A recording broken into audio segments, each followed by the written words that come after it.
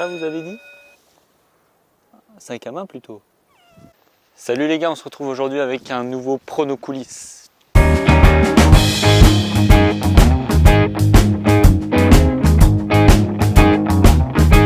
Obligé de marcher en arrière pour éviter le contre-jour. C'est fou ça. On est en petite balade avec Snow et je vous ai trouvé un petit pronostic pour ce dimanche.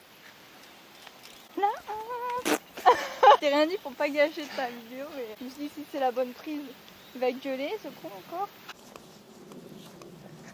Bon, lui il roupille sec, moi j'aimerais vous parler du coup du match de dimanche que je vous ai trouvé. Donc en fait, bon, j'espère la sortir dimanche matin, mais dans tous les cas c'est plus un conseil qu'un pronostic, puisque j'ai pu capter les différents matchs de Grêmio depuis la dernière montante où on avait parié sur eux. Je sais pas si vous vous rappelez. Je sais pas si vous vous rappelez, on avait parié sur un nombre de buts donc inscrits en première mi-temps et dans le match complet. Moi j'ai pu suivre du coup je crois qu'ils ont dû faire 2 ou 3 matchs depuis.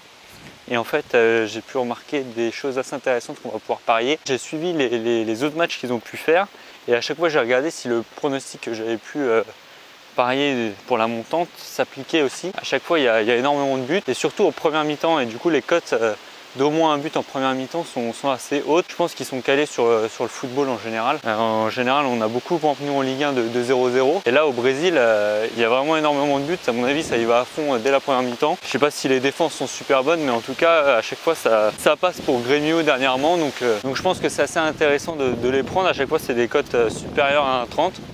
Donc ça va être mon petit pronostic pour ce dimanche. Ça va être de prendre le match de Grêmio et au moins un but en première mi-temps et la cote, je crois qu'elle est à 1,35 ou quelque chose comme ça. Bon et nous on va continuer quand même notre petit tour de la base de loisirs. C'est assez agréable avec le petit Snow qui roupille dans le sac.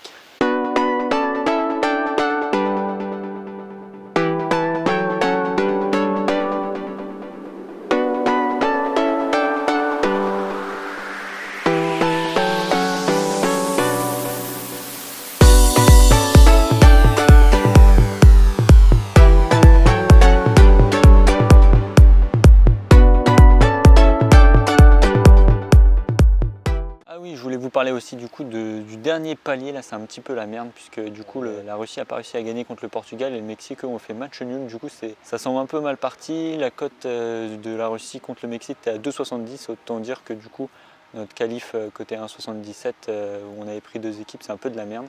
Du coup puisque là il faut que la Russie gagne et la Russie gagne, c'est coté à 2,70 donc le prono est pas terrible, mais bon, j'espère que ça va passer quand même. Et si ça passe pas, clairement on va se sentir un petit peu comme le PSG. Là on est bloqué en quart de finale, on va pas réussir à avoir notre dernier palier de la montante. Mais bon, on va voir et puis dans tous les cas, sinon j'essaierai de me rattraper avec les matchs de Serie A brésilienne, puisque comme je t'ai dit, du coup je vais suivre les Grêmio, je vais essayer de suivre les autres équipes, puisque il n'y a pas l'air d'avoir que Grêmio qui marque beaucoup en première mi-temps, donc je vais essayer d'analyser ça et de revenir plus fort.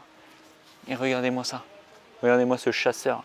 Donc après, je voulais vous remercier, vous avez été super nombreux du coup à rejoindre le Snap là, j'ai eu pas mal de gens, ça permet de discuter un peu plus simplement. J'ai donné quelques petits pronostics et puis avis sur les paris sportifs dessus depuis. Marque en commentaire si ça t'a plu et puis je pense que je mettrai des petits extraits dans les prochaines vidéos pour vous donner envie de rejoindre le Snap. Donc si vous voulez les rejoindre, c'est Midi Prono. Du coup je vais te laisser sur des images de la petite balade et puis on se dit à la prochaine. N'oublie pas de t'abonner et de rejoindre du coup les réseaux sociaux. Ciao.